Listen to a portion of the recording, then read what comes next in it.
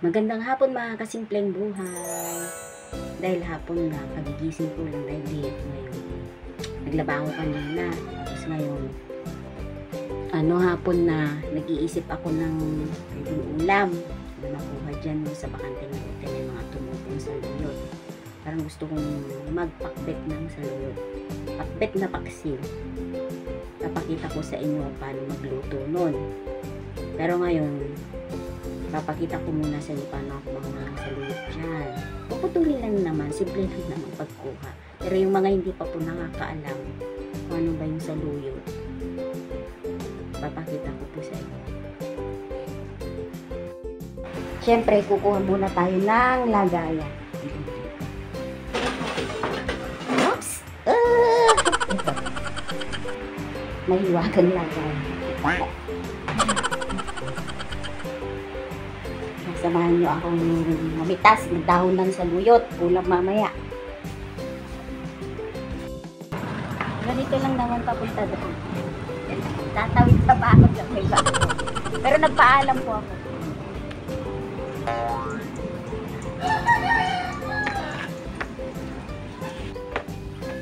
May hagdan na. Okay na. Ingat pa lang o meron. Meron na.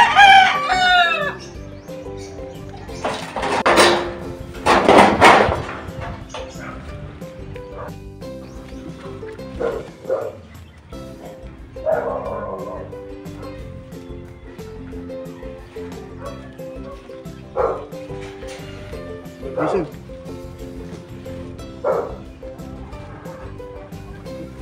Uulan na.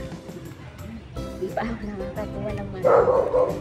Kailangan marami ito para kasi kukunti pa ako.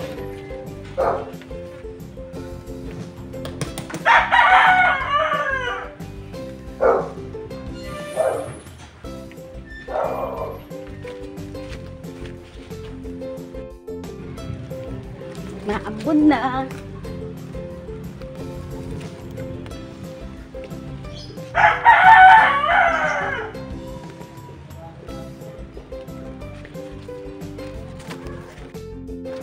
Yan. Ito. Ito lang po mamitas.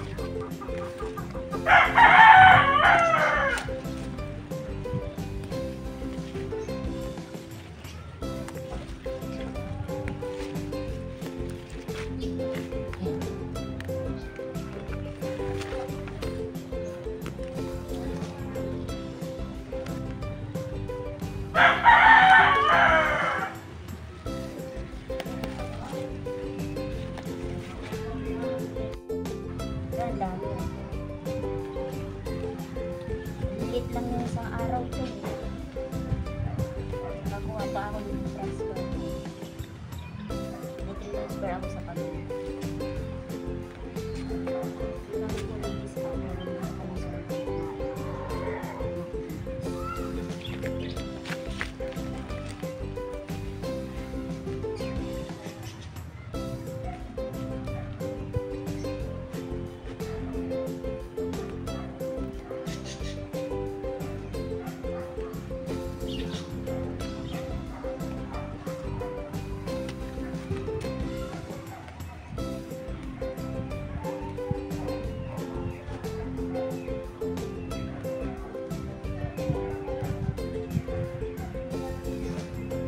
Kailangan kunin mo lang.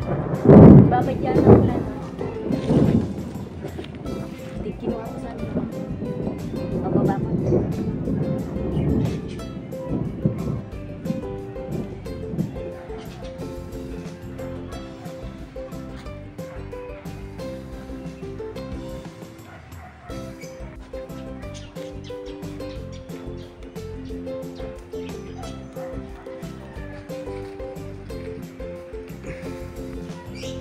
So, kasya na to. Pwede na to.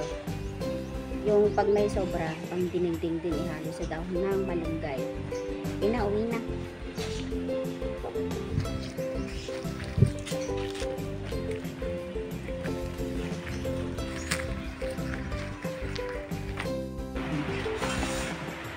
Mag-imarit tayo sa luyot. Ganito po mag-ano ng saluyot. Yung sa iba, buong ganyan sinasama na.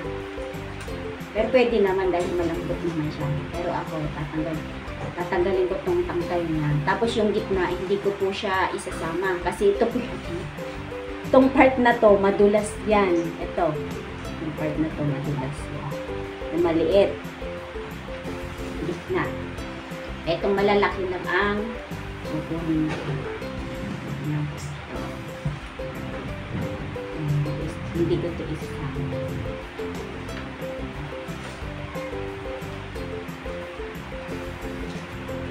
Solve na naman ang hapunan. Niluto ng paksi na sa lulo. Pakbet na paksi kasi may kunting pagkaalat-alat. Tapos lalagyan ng suka para mawala yung dulas-dulas. Pag inaasiman mo to, nawawala yung dulas-dulas niya. Pagka-slimy, ang tawagin.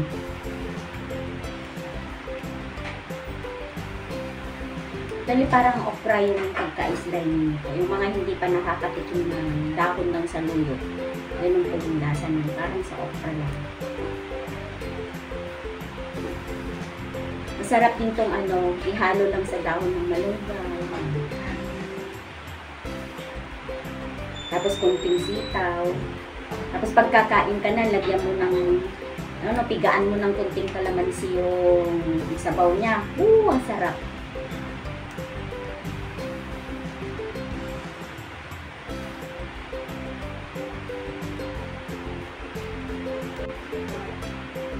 Maraming maraming pwedeng pagsahugan dito.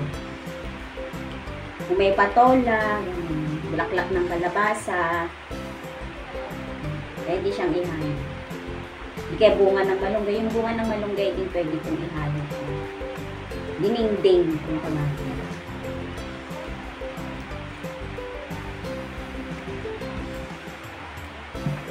Kayo po ba dyan? Ano na bang na-ready na ihanda? Na isip yung ulam ngayong hapon. Ako dito pa lang sold na.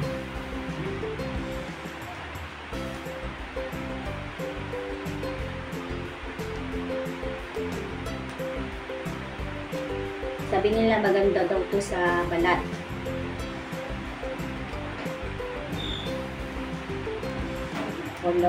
Collagen.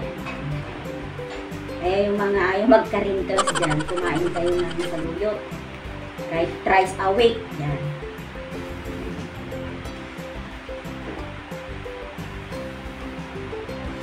Pero kami talaga sa Ilocos, regular na nag-ulam ng ganito. Lalo na yung panahon niya. Kasi tumutubo lang po ito pag sa yung tag-ulan. May mga, kahit tag-ulan, mayroon naman din tumutubo lalo sa mga maisan. Tumutubo sila doon. Kasama ng mga kulitis, kagaya ng pinapakita ko kanina, tatabi na sa yung pinagkukuhanan ko kanina, yung mga tatabing kulitis, ang dami. Yung isang kapitbahay kanina nanghihingi ng plastic kasi kukunin daw ng kulitis. Yun, wala siya. Ewan ko kung nakakuha na dahil umuulan na.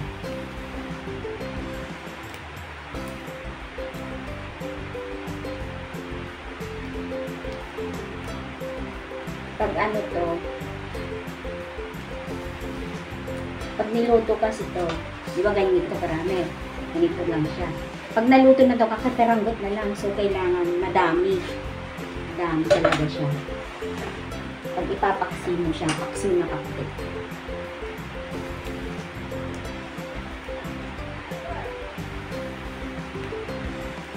Lalagyan mo lang ng ng maraming bawang. Ang bango.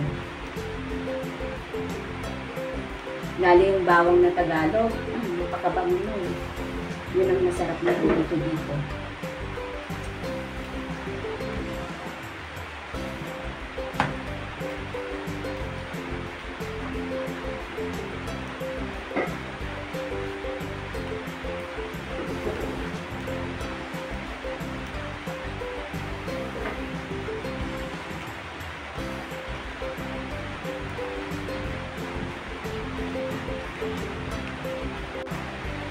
yung mga pinagtalpusan ko nito doon, ano yun, lalaki pa yun, sasanga-sanga siya. Isasanga ng maraming pagtatalbusan.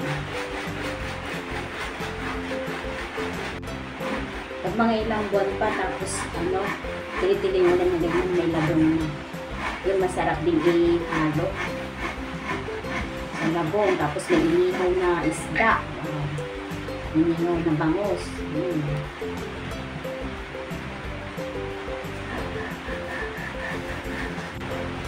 So, tatapusin ko lang ito, tapos lang pakita ko sa inyo paano ko siya lutuin.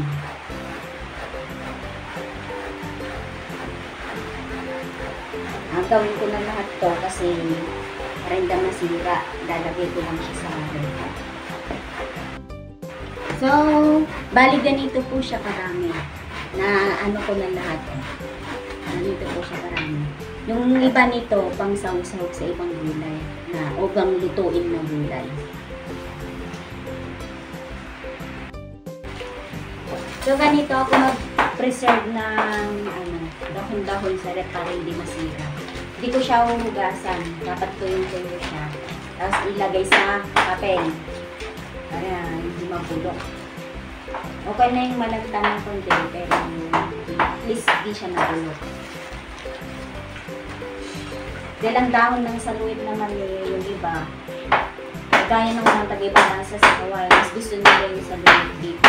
Dinadry nila yung dahon. At yung dahon ng malulay. Dinadry nila tapos inuuwi nila ito. Ako, dahil regular ng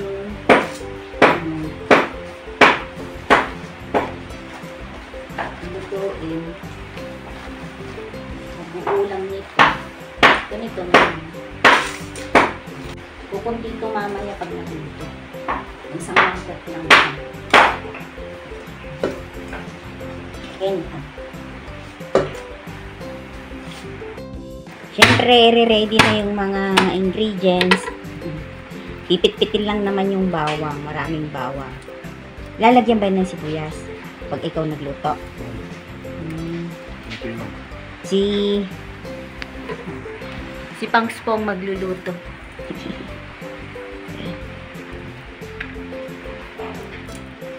Siya magluluto. Tignan natin kung masarap luto niya. Yan, syempre huhugasan po siya ng mabuti. Syempre may lupa-lupa yan dahil mababa lang yung pagkatubo. Nasaan lang yung isa pa. Ilang beses lang po. Gagayat-gayatin lang ganyan yung sibuyas tsaka bawang. Diba kasi yung style sa kanilang pagluluto ng pinakpit na paksiw. Ayan o, lalagay ng ganyan. Parang paksiw na isda talaga. Sa amin kasi pakukulan muna na yung tubig tapos yung pag-uong, yung bawang, lalo na yung bawang para lumabas yung aroma. Tapos hindi kami naglalagay ng sibuyas. Ayan, nilagyan ng konting tubig. Isang cup na tubig yan. Yan, isasalang na ganyan, pakukuluan. Lalagyan na ng suka. 2 cups, 3 cups. Yung takip lang ng bote. 4 na takip ng bote lang ang suka. Tapos, asin.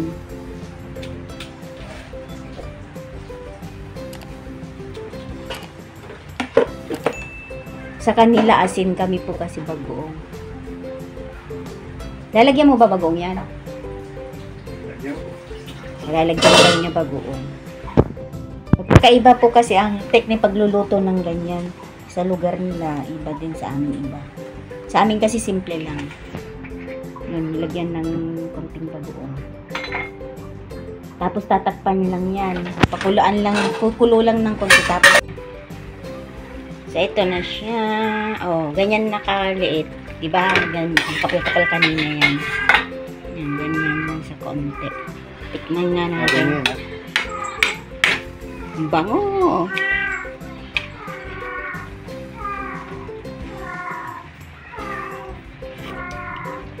Okay na? Oo. Off na? Oo. Tapos papartneran ng pitong galunggong. Sarap ang ulam. Napakita ko sa inyo yung sinasabi ko, pag nilagyan ng suka hindi naglalaway. Oh, yan, wala, hindi siya naglalaway. Walang dulas-dulas. Diba? Naglalaway. Dulas-dulas. Yung madulas, hindi pa slimy siya ang saluyot. Pag nilagyan talaga ng maasim, nawawala siya, nababawasan.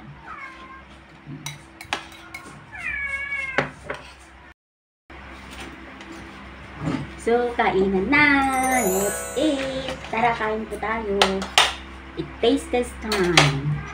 Kasi hindi ako nagluto siya. Pero tinikman ko naman, okay naman yung lasa. Ito po siya. Hindi nyo, nakita niya yan. Tikman natin.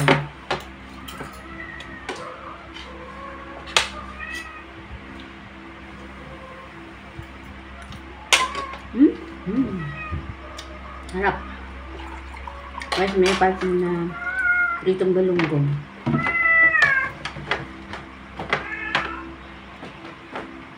Tapos may kunting bawang-bawang.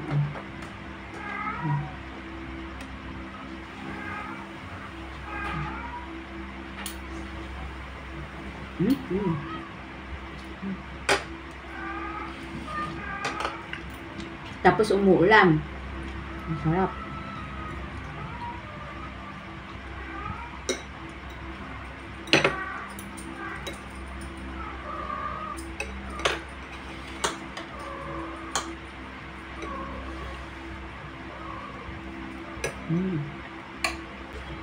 Tara, kain tayo.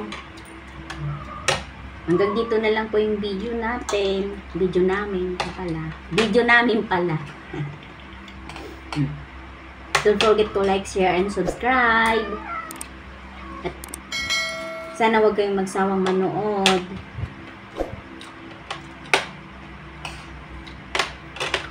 Kain. Bye. See you next time.